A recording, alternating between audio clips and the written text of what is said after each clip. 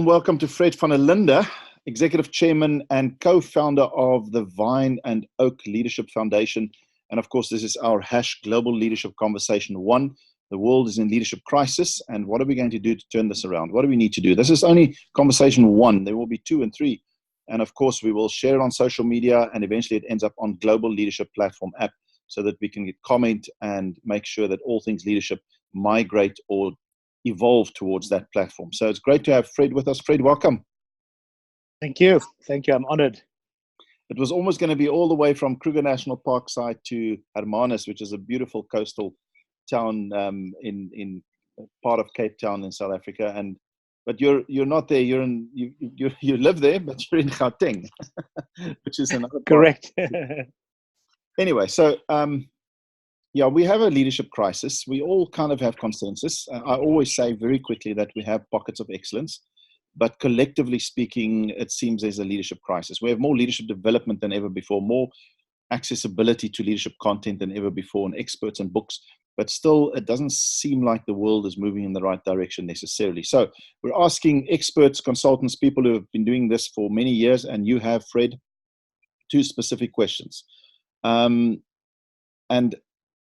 the first question is, what is the most important quality or attribute we need to develop, awaken, or improve in leaders if we are going to turn around the current leadership crisis? What's your answer to that question? Yeah, I'm going to be biased. So yeah, I'm of the opinion that we have a moral crisis and an ethical crisis. So I think the breakdown in leadership that we have across the globe is actually a moral crisis and an ethical crisis. And I think on this tree of morality and ethics, you can hang a lot of breakdowns that we have.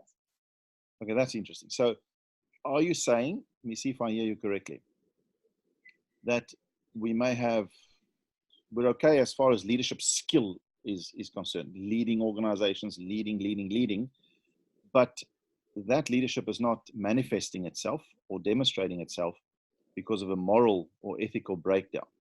So maybe leaders or leadership, collectively speaking, have lost its credibility and that sort of thing. Is that kind of what you're saying?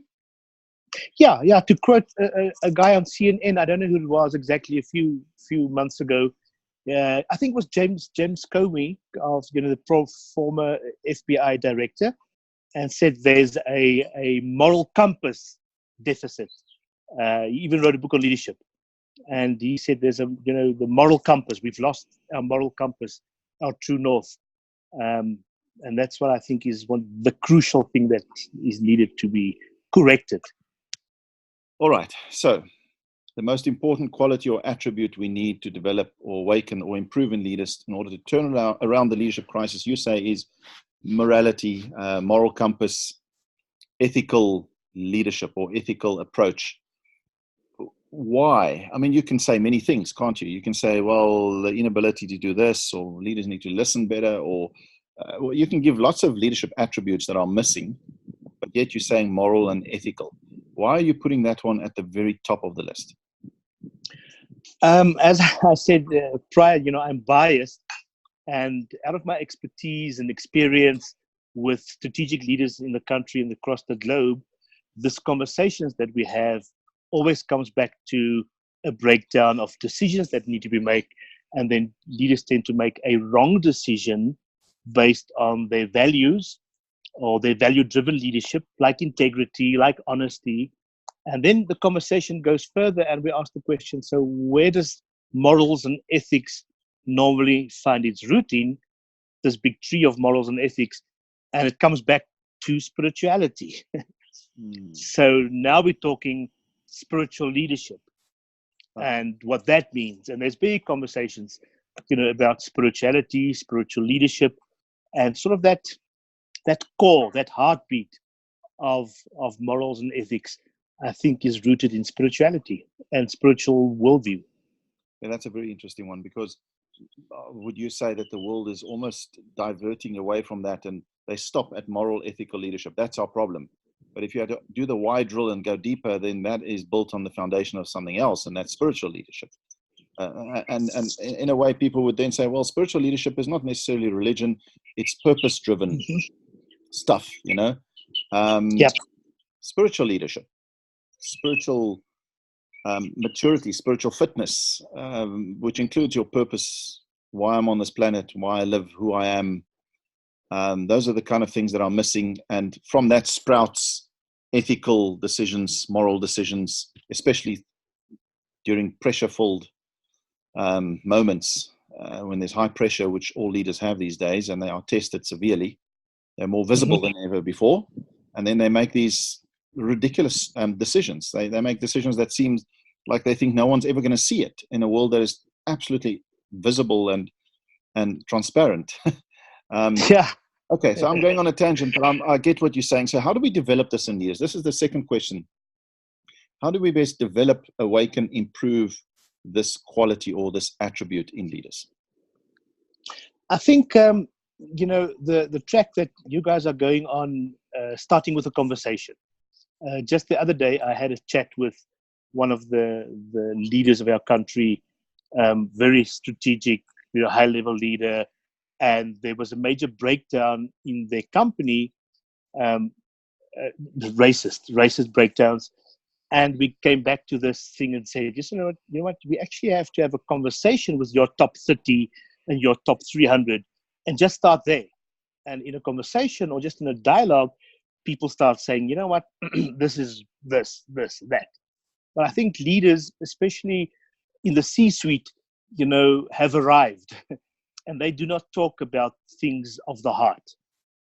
So this is actually, I think we must start with heart-to-heart conversations, and really open and honest, upfront questions about, our morals, our ethics, our values, our spirituality. Okay, so it starts with, I hear the word dialogue going around a lot. You say conversations, but yeah, a lot of people are talking about dialogue leadership, having dialogue groups in your organizations, having dialogues with people. Maybe it's just different words saying the same thing. But you're saying let's start a dialogue. You've got to have open, emotional, proper conversations about what? About spirituality, about morals and ethics. And that's the start of awakening this inside leaders, of developing them to be more spiritually aware, more morally and ethically aware. Yeah, no, definitely. I think, we have a lot of meetings, we have a lot of excos, but just sitting down face to face, off the record, around a table, peer to peer, even peer to peer. We're working with a project in the US, in Washington, where peer to peer CEOs start talking about their challenges, the world, leadership, and off the record, up there in Kruger or in Hermanas, around the table, at a breakaway, just have a chat, just talk, and have a conversation, heart to heart. So when you start seeing talking, conversation, dialogue as work, it's important. It's not just a nice to have. It's and you're not talking WhatsApp conversations, are you? You're saying, hey, let's have a proper conversation. No, I talk about, we know that these excos have breakaways, but they don't have dialogue. They have meetings. I mean, I've been to meetings where every exco member sits with his laptop in front of him, doing his work, but, engaged. So I'm talking about fully engaged, soul, mind, body, and spirit, obviously. And just, and having a heart to heart, and just saying, it's like, I have the privilege to have 5 children, all 25 and older.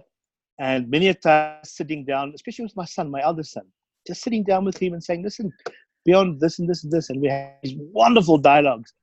And it's sort of, wow. Sometimes you want to run on the clouds. So exciting it can be just to have dialogue about issues. Powerful. Fred van der Linde, so thank you so much. Some power there in the few minutes that we've spent together. We'll have follow-up conversations in the future. This is just the start of Hash Global Leadership Conversation number 1. What's the most important quality or attribute we need to awaken inside of leaders? And then how do we develop them in order to turn around this leadership crisis all over the world? And you're saying ethical, moral thinking and action and leadership, but the foundation of that is spiritual leadership, spirituality. And I do see this spiritual quotient thing coming on quite strongly, spiritual intelligence that we need. And I think you're on the right track with your comment.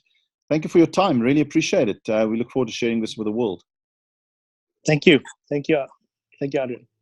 That's Fred van der Linde, Executive Chairman and co-founder of the Vine and Oak Leadership Foundation. He's been working with leaders for a long, long time, and those are his observations.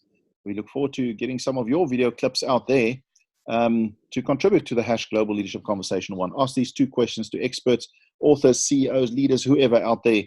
Take your video clip and put it on social media and certainly on Global Leadership Platform. Thank you for listening and watching this short conversation.